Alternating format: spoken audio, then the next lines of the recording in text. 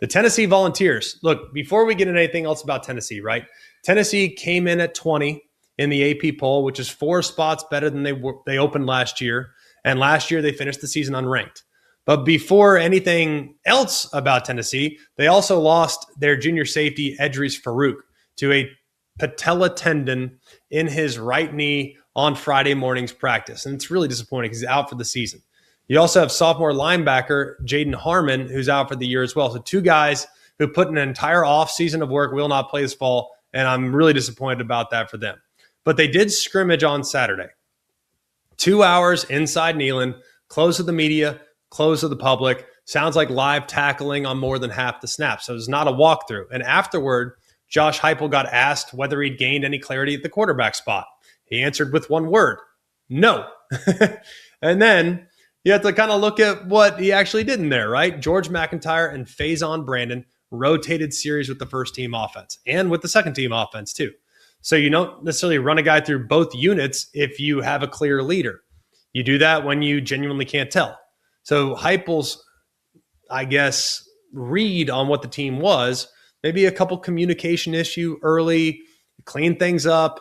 And then as it went, both them started to play at a pretty high level. Sounds like they made some plays down the field. Sounds like they worked through their progressions. And the thing that he volunteered in general, is that they're taking really good care of the football, which is massive. Then asked if he was any closer, he says he wants to go watch the tape.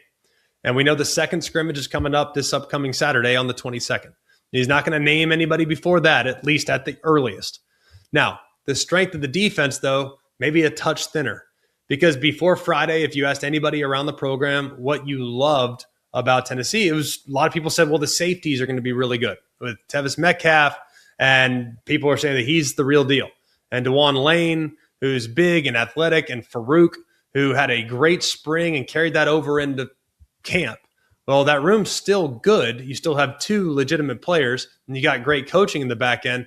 But a deep and super athletic back end was something that people really felt good about, and it's not going to be the same depth because of the injury to Farouk. Now, Jim Knowles, he's going to do a great job with this defense.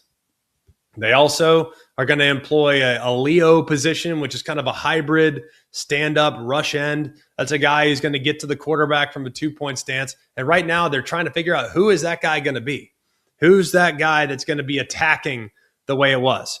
You can go slightly bigger and go and get a guy like maybe David Hobbs, who can play inside. He's now taking some reps at end. Sounds like you have some more guys that are rolling through it as well. They've even explored some 3 linebacker looks. So I look at the assessment of this group in general, and they got to be a little bit more consistent. But, man, I still feel pretty good about what this group has together. Because the defense, we know they got to have that pass rush. We know that secondary's got to cover. We know all that. The secondary just lost a piece.